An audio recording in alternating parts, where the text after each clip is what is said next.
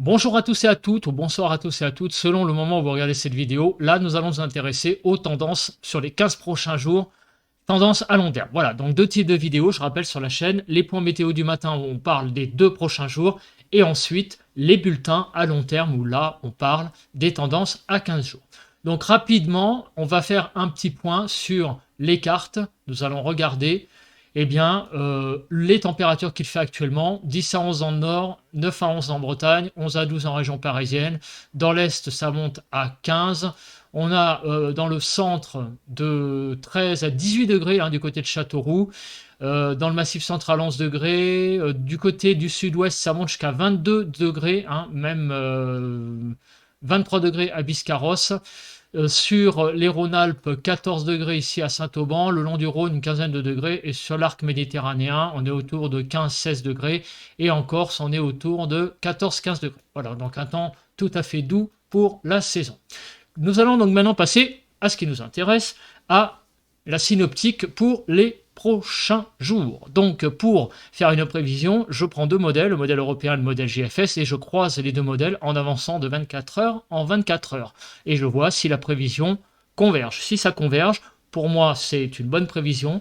Si les modèles commencent à diverger, on arrête l'échéance, parce que après, c'est évidemment j'allais dire, l'échéance de la prévision qui fait aussi sa fiabilité. Donc à un moment donné, il faut savoir s'arrêter. Et moi, je m'arrête quand les modèles divergent. Donc les deux modèles sont à l'heure actuelle évidemment convergents, puisque je suis sur la carte actuelle du 1er janvier 0 heure. Quelle est-elle cette carte? Eh bien, nous avons une dépression sur l'Irlande qui nous influence toujours actuellement. L'isobar 1015 est ici, et donc au nord de cette ligne, eh bien, le nord-ouest de la France est influencé encore par cette dépression, donc avec un temps beaucoup plus vieux, plus pluvieux donc qu'au sud, qui là, je pense, à l'heure actuelle, ça doit être quasiment le printemps. Donc, qu'est-ce qui va se passer dans les prochains jours? Donc là, un flux de sud-ouest, comme vous pouvez le voir, un flux, voilà, l'air vient est pompé ici, hein. Donc, qu'est-ce qu'il se passe? Eh bien, on va avancer de 24 heures. Donc, on va aller au 2 janvier 0 heure. Donc on constate que pour le 2 janvier 0 heure, en surface, nous avons la 1015 hectopascales ici, mais surtout on a vraiment les isobars qui, là, qui sont desserrés, c'est ce qu'on avait dit, donc le vent de toute façon va tomber, ça c'est sûr, mais on a la persistance toujours d'un flux de sud-ouest, mais on a la moitié de la France qui est coupée en deux, au-dessus d'une ligne, on va dire Bordeaux, j'allais dire la Lorraine, on va avoir toujours un temps plus ou moins perturbé, lié au fait qu'on est quand même en dessous de 1015. Et au-dessous, et ben là, on a l'influence anticyclonique qui va jouer beaucoup plus. Et là, donc certainement un temps beaucoup plus calme encore et donc anticyclonique. On va passer à 48 heures. Eh bien, à 48 heures, qu'est-ce que nous observons? Eh bien, nous observons un gonflement des pressions. Les pressions vont augmenter avec plus de 1025 hectopascales sur toute la France. Et puis on voit aussi que ça a tendance à se redresser, la circulation est beaucoup plus maintenant vers l'ouest, donc les isobars sont dans cette direction, que ce soit en altitude ou que ce soit en surface. Donc là, on voit clairement qu'on peut en déduire que il est possible que, fortement possible, que les températures diminuent un petit peu, tout en étant raisonnable, mais le flux n'est plus maintenant de sud-ouest à 48 heures pour le mardi 3 janvier. On avance de 72 heures. Qu'est-ce que nous voyons sur la carte? Nous voyons là encore les dépressions qui sont bien rejetées vers le nord, même s'il y en a une là qui est sur le nord de l'Écosse et qui, ouais, ça m'étonnerait quand même que ça influence. Un anticyclone va être quand même bien puissant apparemment. Donc des conditions toujours anticycloniques sur la France qui vont continuer pour le mercredi 4 janvier avec deux cartes, là vous voyez, qui sont quasiment identiques. 72 et 24, 96. Donc on se place à 96 heures. Les deux cartes sont identiques. L'anticyclone est carrément sur l'Espagne. Et là, on a vraiment tout qui est rejeté au nord d'une ligne Irlande, Pays-Bas, au-dessus de cette ligne-là, c'est la dépression, mais au-dessus de ce sont des conditions anticycloniques là qui sont vraiment bien présentes aussi jeudi. Donc là, ça commence vraiment à prendre forme, hein, l'anticyclone qui a l'air de stagner pour les prochains jours à partir du 2-3 janvier. On continue, 24 en plus, ça nous fait 114. On est à vendredi prochain.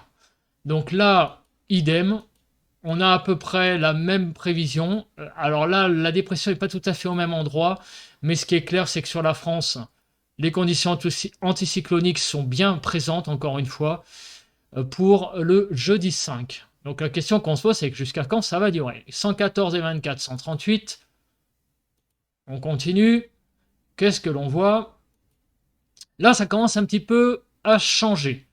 Néanmoins, on pense quand même que avec les deux modèles, qu'on voit quand même les deux dépressions là, ici, au large sur l'Atlantique, à l'ouest de l'Islande.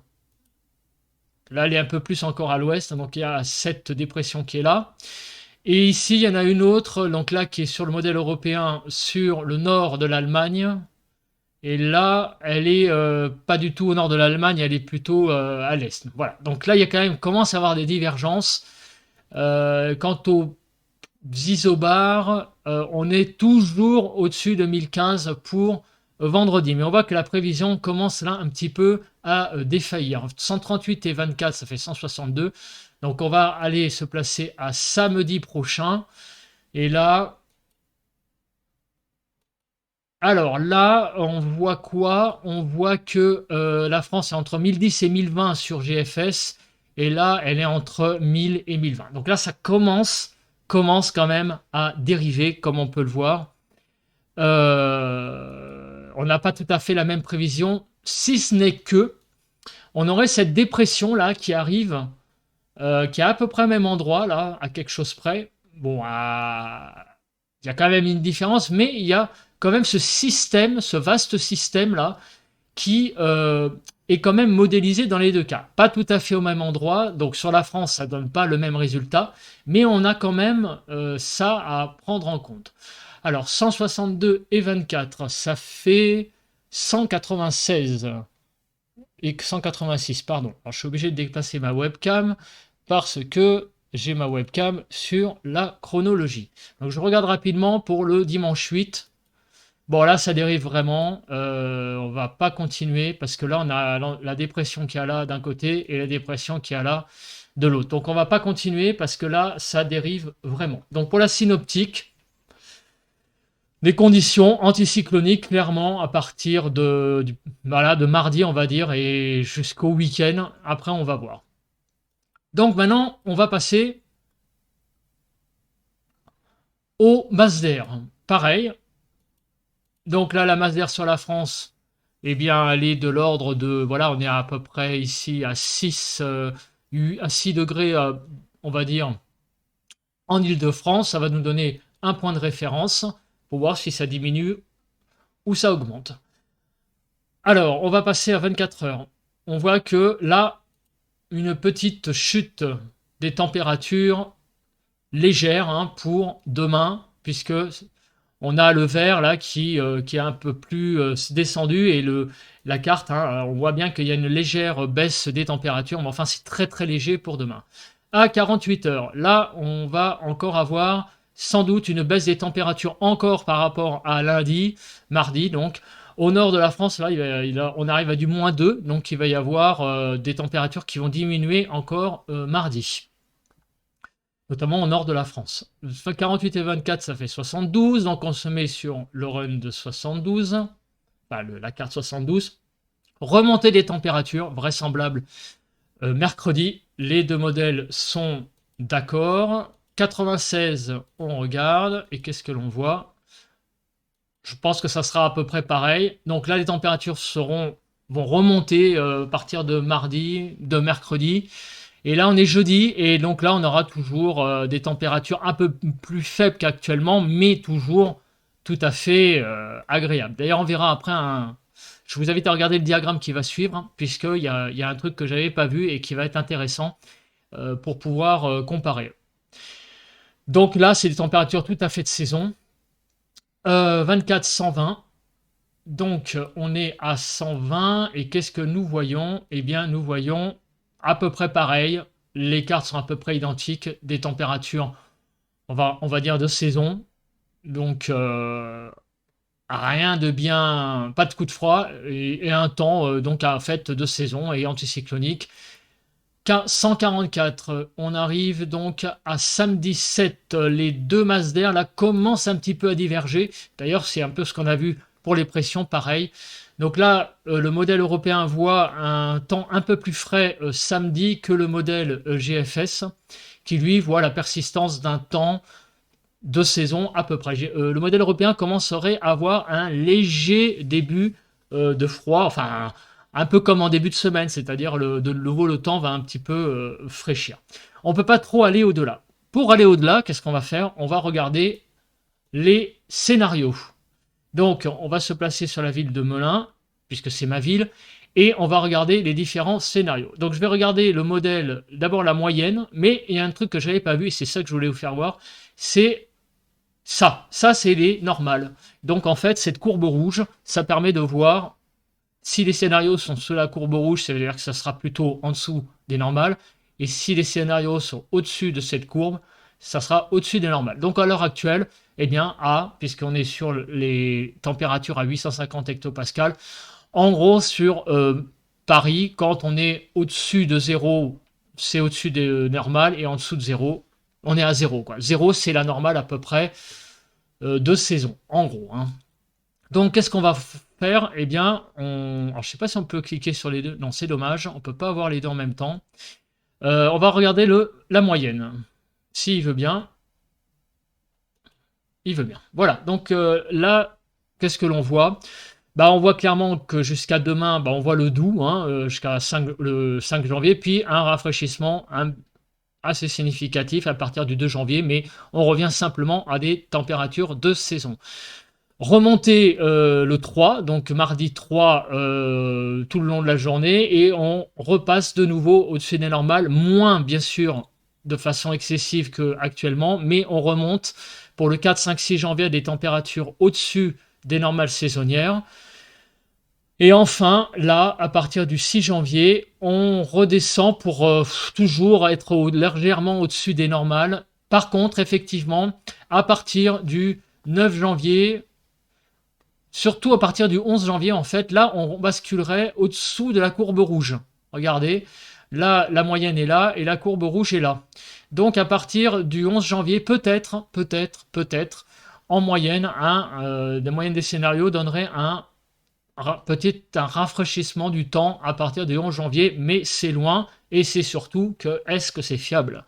Eh bien voilà, regardez à 850 hectopascales, on voit que clairement, on peut dire que jusqu'au 6 janvier, 7 janvier, la prévision est à peu près fiable, mais après, c'est un petit peu le fourre-tout. Donc pour le moment, ce que je vous ai donné avant, c'est assez fiable, c'est-à-dire rafraîchissement pour atteindre les normales, le 2, le 3 et le 4. Qu'à partir du 4, on remonte en termes de température jusqu'au 6.